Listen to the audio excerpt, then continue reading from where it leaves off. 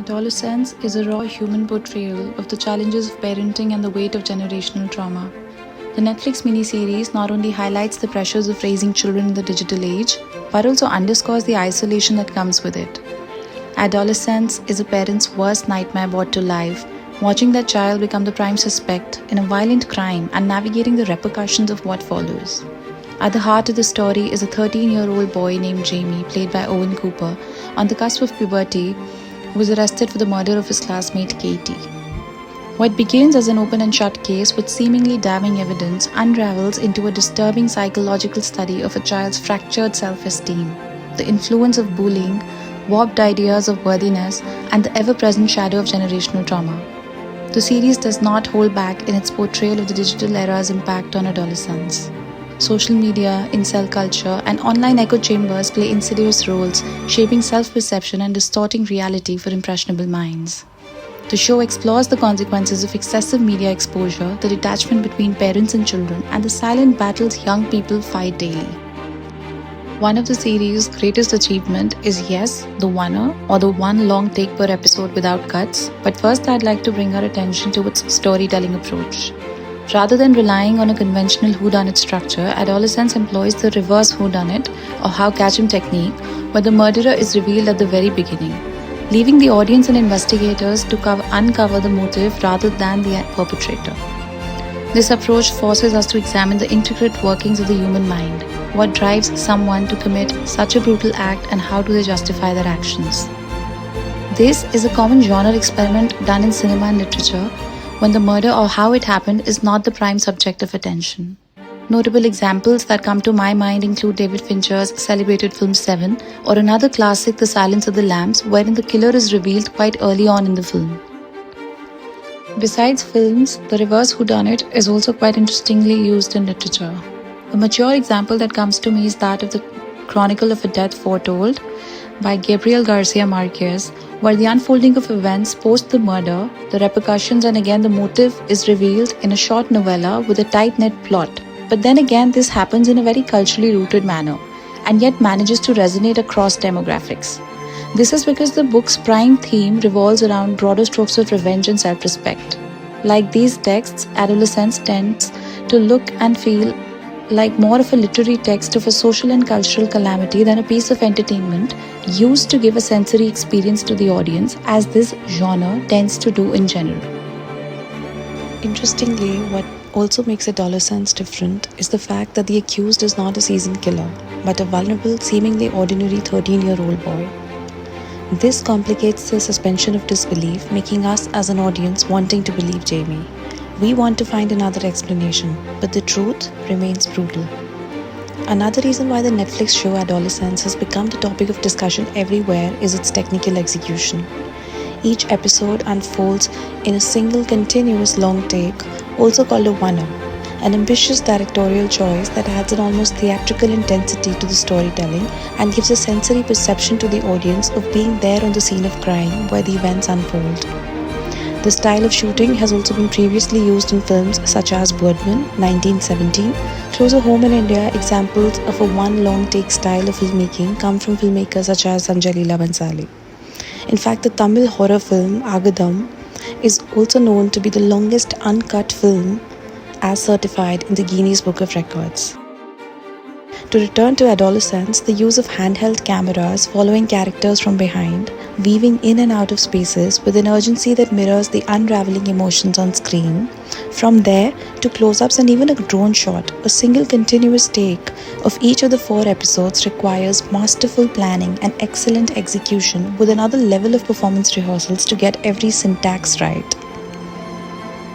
For this alone, the creators of the show, Jack Thorne and Stephen Graham, and the director, Philip Barantini, deserve their due appreciation.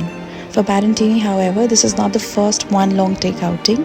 His film, Boiling Point with Stephen Graham, also deployed a similar technique.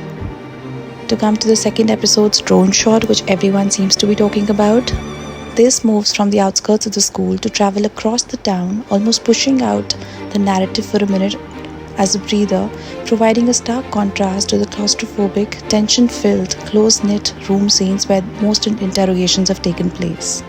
However, more than the timing practice and the logistics to nail the one drone shot right, what supremely impressed me was the entire school sequence involving not only the two leading police officers or the friends of Jamie or Katie's best friend or the lower school teacher, but in fact the many other actors and people who became the entire school community to get that episode right.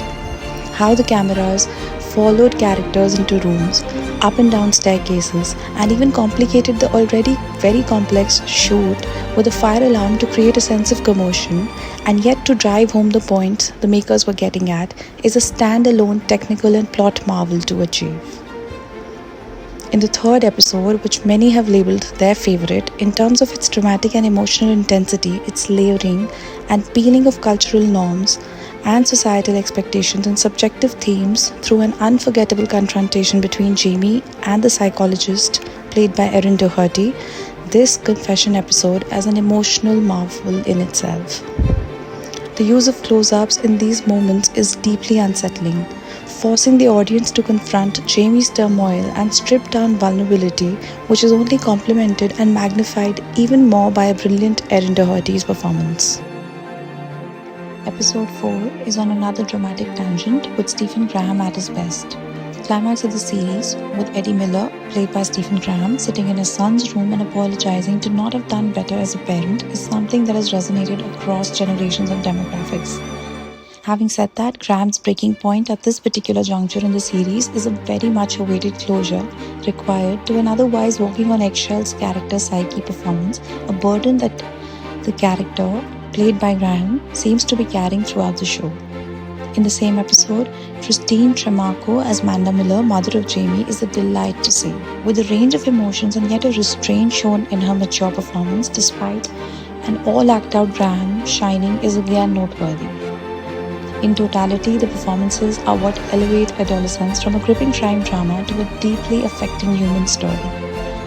Owen Cooper's portrayal of Jamie is painfully authentic, capturing the contradictions of a child caught in an adult's nightmare. Stephen Graham, as Jamie's father, brings raw anguish to the screen, while Ashley Walters, as D.I. Bascom, delivers a measured, emotionally charged performance that grounds the investigation in realism. Another organic narrative device is the background score or the lack of it. In adolescence, music is used sparingly. Stepping in just when long takes start feeling routine. Crime dramas usually rely on quick cuts and jump shots to heighten suspense, but here, given the oneer, the camera lingers, forcing the audience to sit in real-time discomfort as we watch through routines. For example, of how a suspect like Jamie undergoes various examinations before being put into custody. We get to see all of it. But beyond its filmmaking brilliance, Adolescence is a call to action. Beyond its genre trappings or the technical marvel of a oneer, Adolescence is a socially relevant drama serving as a stark reflection of the struggles of modern parenting. The series doesn't just explore adolescence from a child's perspective, it forces parents to confront their own fears in an age dominated by social media, online radicalization, and rapidly shifting cultural norms. Despite being a culturally rooted series, the story tends to resonate with people across the world because of its overlapping challenges that happen just about everywhere. All of the appreciation, some parts which did not resonate with me include Katie's haunting presence lingering over the entire narrative like a spectre of lost innocence. Ironically, not much is spoken about her, despite the story being about her. Like most whodunits, despite the constant mention of Katie and her mother, we don't really get to meet them or get a chance to know their side of the story, like D.I. Bascom's colleague, D.I. Mishra, played by Faye Marza, points out. Additionally, the simple premise of Jamie acting out in a particular way, his complex relationship with his father, and teenage as another ballgame, Adolescence did not look very thematically rich to me, or layered for that matter.